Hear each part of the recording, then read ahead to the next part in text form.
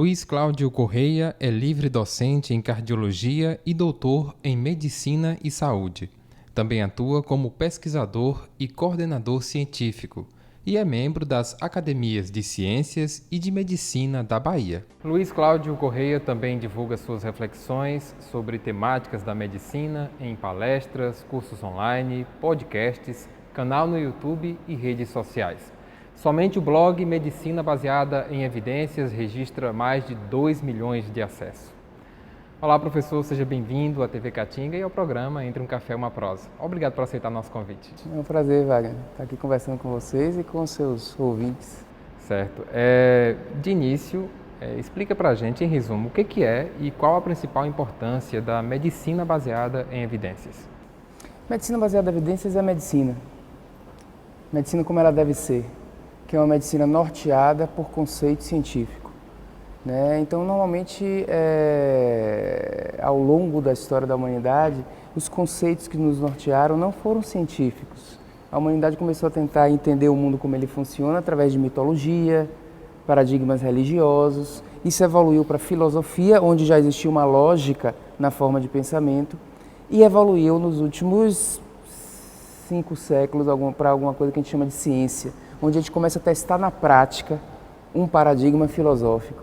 Aí, assim, um paradigma filosófico seria uma ideia. Eu tenho uma ideia, eu tenho uma hipótese, e por melhor que ela seja, eu devo testar na prática para ver se ela funciona. Então, em medicina, eu posso ter uma ideia, digamos, de um tratamento, mas antes de implementar esse tratamento, eu devo gerar evidências que deem suporte científico a essa minha ideia.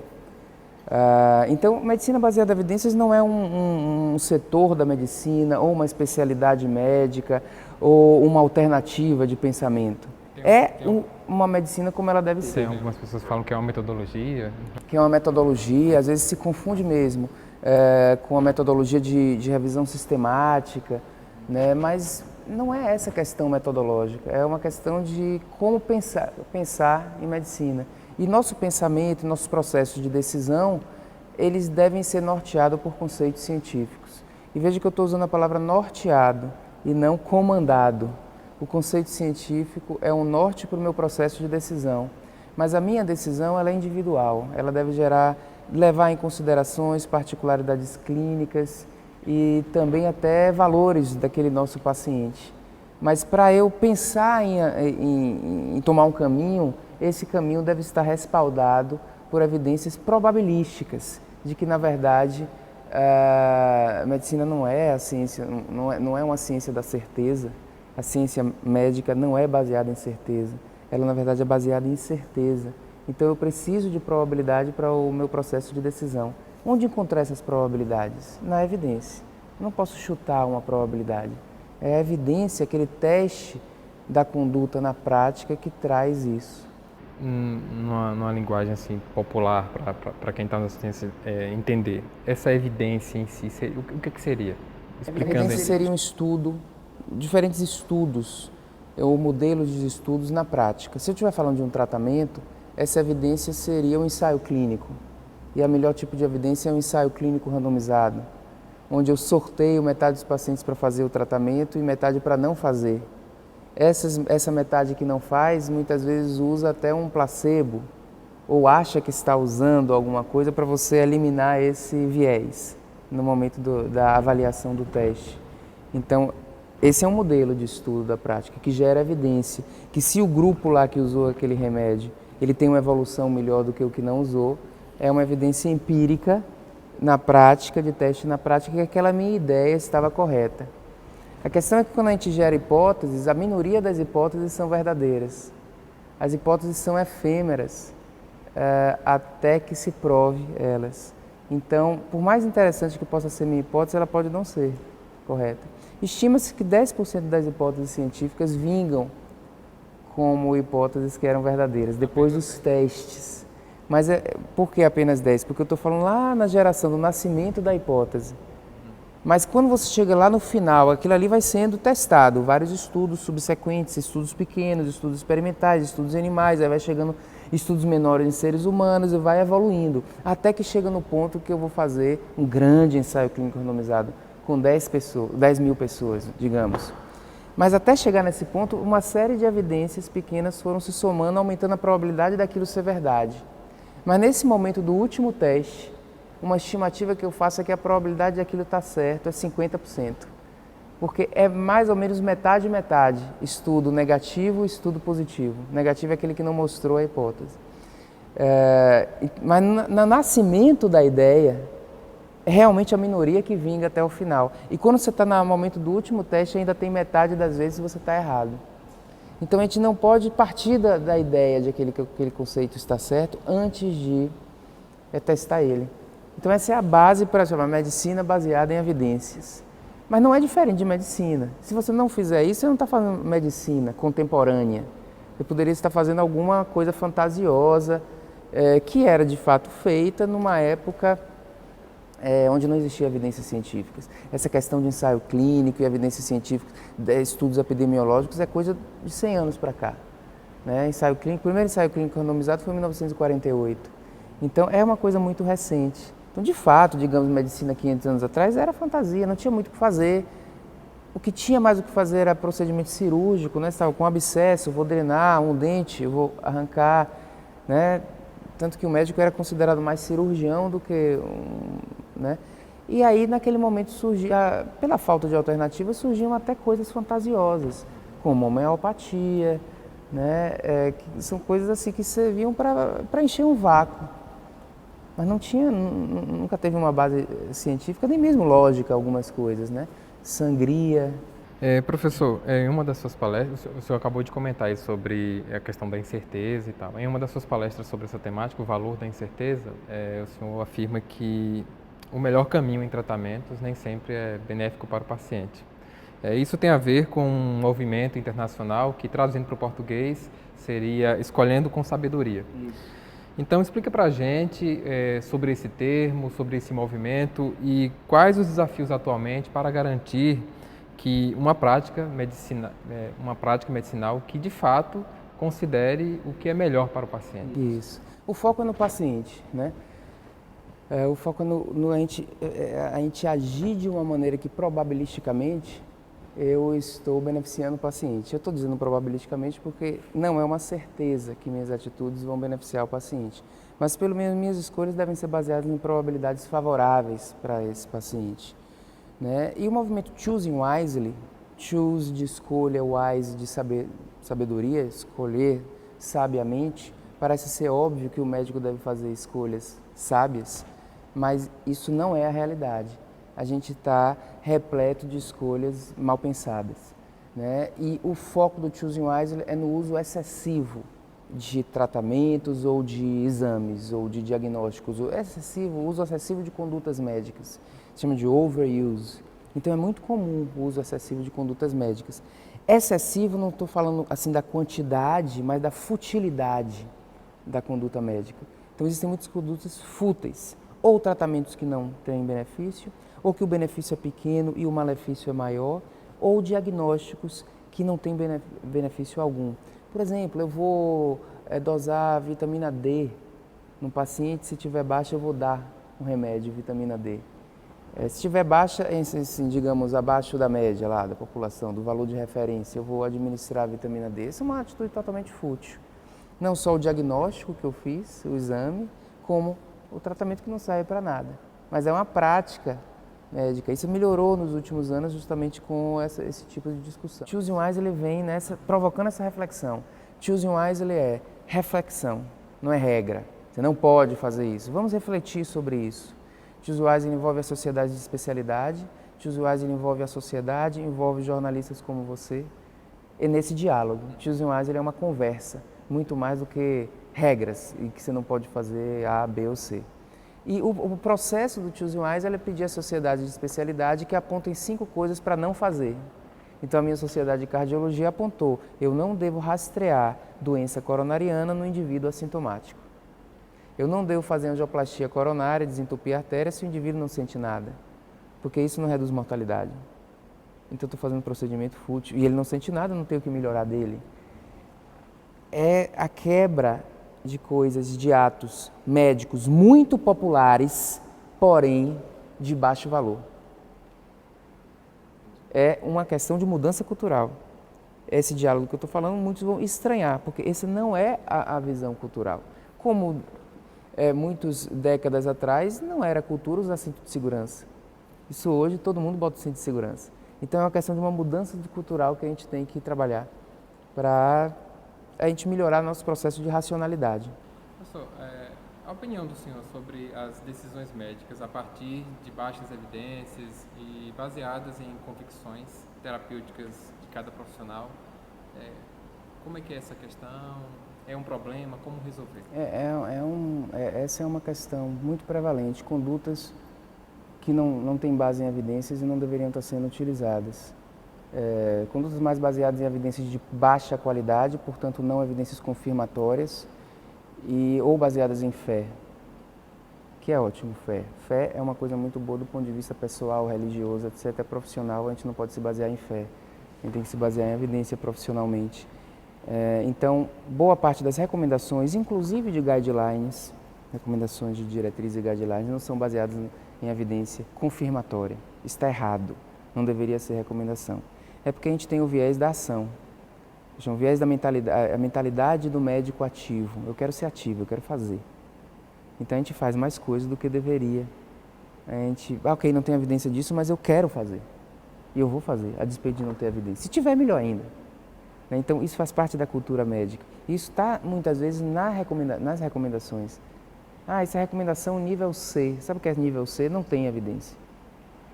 Ou só tem evidência muito ruim, mas 50% das recomendações são nível C. Então, é uma questão. E vem desse viés da ação, eu quero fazer, mentalidade do médico ativo. Isso aí tem consequências não intencionais, porque você faz uma coisa que você não sabe o resultado, né? Então, mesmo as coisas que são comprovadamente, isso aí é um pensamento probabilístico importante, mesmo as coisas que são comprovadamente benéficas por bons estudos, quando você adota aquela conduta, você está oferecendo apenas uma probabilidade de benefício. Então, não é todo mundo que for tomar um remédio benéfico que vai se beneficiar. Na verdade, é uma minoria que vai se beneficiar daquilo ali. Agora, se você tem uma outra incerteza, que não é a individual, é a conceitual, se esse conceito é comprovado ou não, aí eu tenho a probabilidade desse conceito ser verdade multiplicado pela probabilidade de, em sendo verdade, eu beneficiar aquele paciente. Então, a probabilidade condicional fica ínfima, a probabilidade de eu estar trazendo benefício. E tudo que a gente faz tem um preço. Na verdade, o preço do que a gente faz é garantido. O benefício que é probabilístico. Mas quando eu digo faça isso, mesmo que seja uma caminhada todo dia, você já está pagando um preço. De ter que sair, ter que caminhar, o tempo que você está... Agora, faça uma fisioterapia, você está pagando um preço de fazer a fisioterapia. Mesmo que seja o convênio, ou que seja do SUS, a fisioterapia, você está pagando o preço de você estar investindo aqui. Tome um remédio, tem os efeitos adversos do remédio. Pode ter. Faça uma cirurgia, nem se fala. Então, o preço, algum custo o paciente vai ter ao ser submetido à sua recomendação. E o benefício, ele é probabilístico. Então, nisso aí, a gente tem que, pelo menos, ter a comprovação de que aquilo ali tem um potencial benefício, para você tentar equalizar essa relação econômica de custo e benefício. Porque senão, de fato, as consequências não intencionais são grandes com as coisas que a gente faz sem saber. São os eventos indesejados. Só que eles não são perceptíveis, nem todos são perceptíveis, porque eles ocorrem em efeito cascata. O malefício vai ocorrer lá na frente, você não consegue perceber que foi você que causou. O outro problema é conflito de interesse do médico, da indústria, etc., que enviesa a gente em relação ao interesse do paciente. Porque toda essa discussão o que eu quero é o benefício do paciente. E às vezes o benefício meu, ou da indústria, ou do comércio, ou de alguma coisa, suplanta esse benefício do paciente. Conflito de interesse é algo humano, não é necessariamente algo de uma personalidade desonesta. Todos nós temos conflitos de interesse. A grande demonstração é que é tão humano que a queda do avião da Chapecoense foi decorrente de um conflito de interesse, porque existia o interesse econômico de economizar gasolina, portanto ele não abasteceu, não fez uma escala para abastecer, interesse econômico versus interesse da segurança, né? E quem tomou essa decisão foi o piloto, que era dono do avião também. Ele tomou a decisão focada mais no econômico e ele morreu. Então veja que é humano o conflito de interesse. Ele próprio estava sob risco. Agora imagine o médico. Nós tomamos uma decisão e não é nossa pele que está no jogo. Eu tomo uma decisão em relação a você, paciente. Se você tiver que pagar o preço, é você. Então a gente está muito mais sujeito ao conflito de interesse do que alguém que está com a pele no jogo. A gente não está com a pele no jogo. Então, na verdade, a gente transfere o risco. É uma simetria muito grande de relação médico-paciente. Eu sou médico, eu vou recomendar uma coisa para você, mas se não der certo, é você que vai se prejudicar. Então, eu transfiro o risco para você. Agora, o bônus, todo mundo ganha. Porque se der certo, eu sou um bom médico e você é um paciente que está me elogiando. Se der errado, o risco é seu. Então, naturalmente, esse fenômeno de que a gente não está com a pele no jogo favorece a gente a cair na armadilha do conflito de interesse. Então, conflito de interesse eu tenho, todo mundo tem. A gente tem que estar muito atento para a gente não cair nessas armadilhas. Tem as situações mais extremas, onde o médico ganha presentes para prescrever um remédio, ou ganha dinheiro, isso não é para prescrever um remédio, não é o que a gente...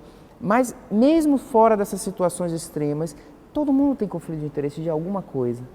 Até mesmo interesse em fazer um exame que eu estudei tanto para fazer o exame. Então eu tendo a utilizar aquilo de uma maneira mais... mesmo que não tenha questões monetárias envolvidas. Nas situações em que os casos de saúde e tratamento vão parar na justiça.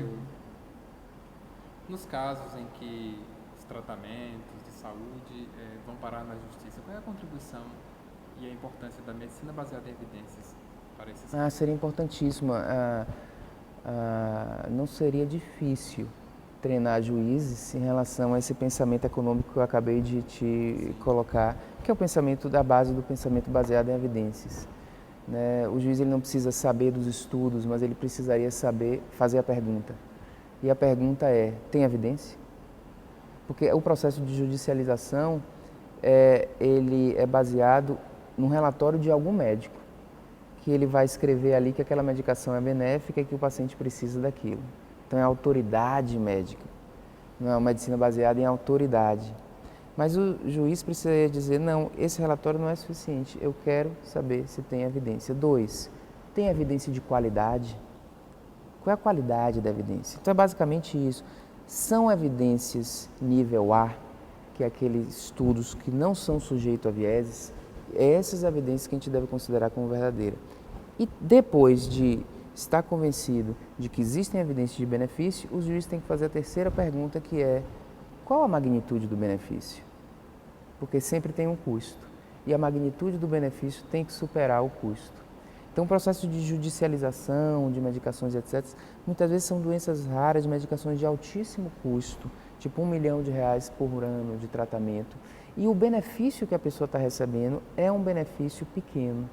Não é uma questão de salvar a vida ou de pegar aquela pessoa de estar de um jeito muito ruim e transformar em muito boa. É um detalhezinho, é alguma coisa tão difícil de perceber que você precisa de um estudo controlado, fazendo testes para conseguir perceber alguma diferença estatística, muitas vezes. Então, o juiz tem que perguntar se há evidência de qualidade. 2, se aquilo for benéfico, quanto é benéfico, para que o processo de decisão possa ser comparado com o custo. O custo ao paciente e o custo ao sistema de saúde. Porque o sistema de saúde ele tem que prover a saúde de valor para todo mundo. Então ele não pode desperdiçar com atos de baixo valor, condutas de baixo valor. E aí a gente vive um processo de judicialização extremo no Brasil, judicialização em saúde. Que você entra lá com a liminar e você recebe tudo, né? Porque de fato o juiz fica numa situação difícil e aí ele prefere, no caso, digamos, pecar por excesso, liberar. Né? Então isso precisa evoluir para um diálogo maior, isso está evoluindo mesmo. Já existem setores que dão suporte a juízes, etc., para que a conduta e o parecer ali seja mais baseado nessa relação de custo-benefício do que apenas eu vou dar porque o médico está dando relatório. Entendi. Professor, a gente agradece muito a participação do senhor, pelos esclarecimentos e deseja mais sucesso ainda na carreira. Eu que agradeço a vocês, foi uma ótima conversa. Certo. Obrigado. Obrigado, professor. A gente agradece também a você que nos acompanhou em mais uma edição do programa Entre um Café, uma Prosa. TV Caatinga, a verdadeira imagem do sertão.